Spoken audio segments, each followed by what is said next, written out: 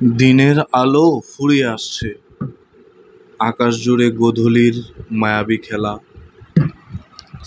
সূর্য দিগন্তের ওপারে ডুব দেওয়ার প্রস্তুতি নিচ্ছে, আর তার শেষ সোনালি কমলা আভা মেঘের গায়ে মেখে তৈরি করেছে এক অপার্থিব দৃশ্য। ঠিক এমনি এক মুহূর্তে আকাশ কালো করে নামলো ঝমঝম বৃষ্টি। ধূসর আর নীলচে মেঘের দল যেন অভিমানী মুখ করে ঢেকে ফেলেছে চরাচর।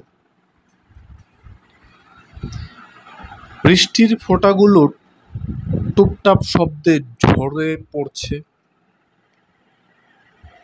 ভিজিয়ে দিচ্ছে চারপাশ, বাতাসে ছড়িয়ে দিচ্ছে এক স্নিগ্ধ আর্দ্রতা আর মাটির মন কাড়া গন্ধ।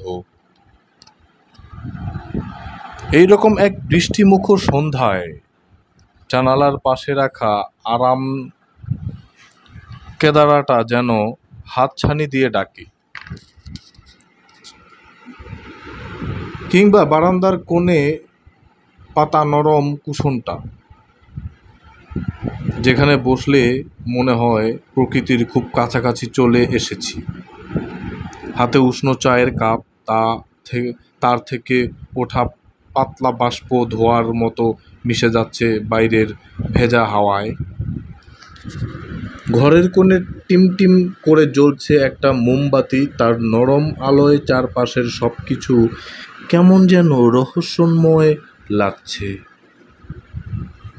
অথবা টেবিল ল্যাম্পের আলোয় আলোকিত প্রিয় বইয়ের পাতা। বাইরে তাকালে চোখে পড়ে বৃষ্টি ভেজা সবুজ গাছপালা, সতেজ আর ঝকঝকে।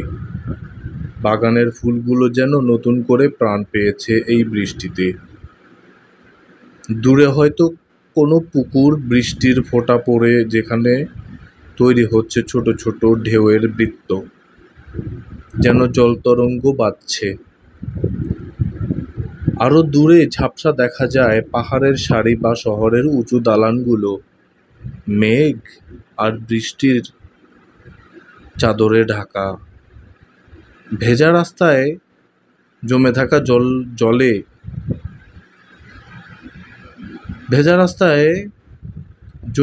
জলে পড়ছে ল্যাম্পপোস্টের আলো, চকচক করছে ভেজা পথ। এক ঝলক ঠান্ডা বাতাস এসে গায়ে লাগে, বৃষ্টির কণা মেখে নিয়ে আসে শীতল পরশ।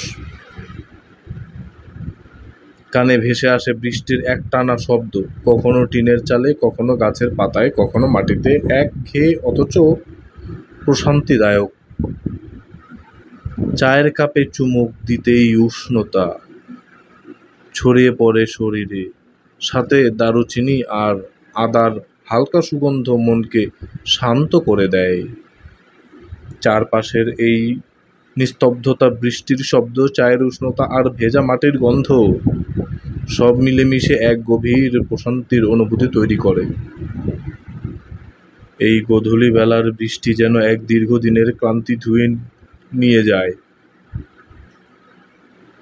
মনকে করে তোলে শান্ত ও সমাহিত। প্রকৃতির এই অপরূপ সৌন্দর্য উপভোগ করার জন্য এমন একটা মুহূর্তই যথেষ্ট। শুনছিলেন সুমন সারোয়ারকে। ধন্যবাদ যারা শুনছিলেন।